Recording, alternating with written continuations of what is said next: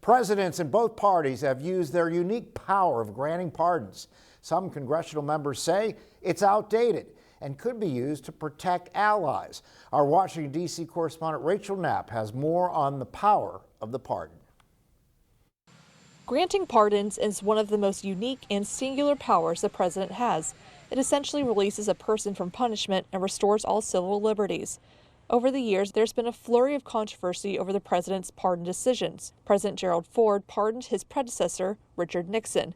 And most recently, President Joe Biden pardoned his son, Hunter Biden. When President Trump returned to office, he pardoned most of the people who were charged with crimes relating to the January 6, 2021 U.S. Capitol attack.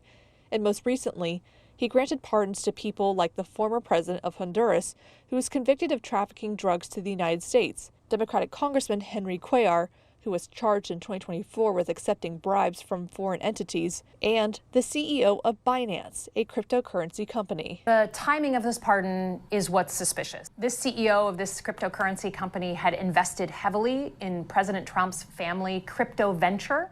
They sealed the deal for the CEO to heavily invest in the company back in May, and then 5 months later, he gets a pardon. Michigan Senator Alyssa Slotkin says this power has been abused by presidents in both parties and is looking to end the presidential pardon. We asked others if the president should keep that unique executive power. That does go to the executive, and the executive has the ability to do that. I do think they should have that power, but I do think it's a power that should be used with great care. I don't think that necessarily happened under the Biden administration. There was lots of pardons given along the way at the end to family members and other things.